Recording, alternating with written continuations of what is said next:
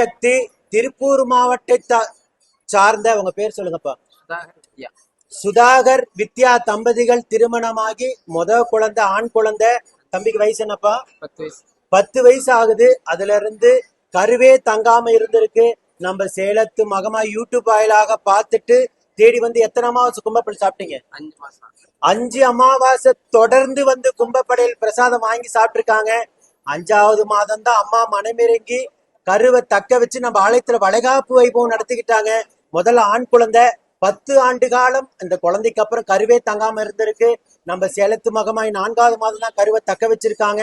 அடுத்து அம்மாவை வந்து மகளாக பிறக்கணும், பெண் குழந்தை அம்மா வரமாக கொடுக்கணும் நான் வேண்டிக்கிறேன். நீங்க சொல்லுங்கப்பா, எப்படி நம்ம கோயில் தெரியும்? நாங்க யூடியூப்ல தான் பார்த்து வந்தோம். சாமி சொல்றதெல்லாம் கேட்டு அதுல கால் பண்ணி கேட்டோம். கேட்டதுல எங்களுக்கு வந்து சாமி தான் சொன்னாங்க, நீங்க வந்து கும்பப்படையில் வந்து சாப்பிட்டீங்கன்னா உங்களுக்கு குழந்தை இருக்குன்னு சொன்னாங்க. ஆனா நாங்க ஃபர்ஸ்ட் குழந்தை வந்து ட்ரீட்மெண்ட் பண்ணி தான் குழந்தை ஒரு 10 லட்ச ரூபா வரைக்கும் செலவு பண்ணி தான் நாங்கள் ஆண் குழந்தை கிடைச்சிது. அதுக்கப்புறம் வந்து வாய்ப்பே இல்லை அப்படிங்கிற மாதிரி அடுத்தது ட்ரீட்மெண்ட் எடுத்தாதான் குழந்தை இருக்குன்னு இருந்துச்சு.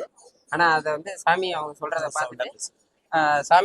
பார்த்துட்டு நாங்கள் வந்தோம். ஒய்ஃபும் பார்த்துட்டு ஒரு நம்பிக்கை இல்லாமல் தான் ஒய்ஃப் வந்தாங்க.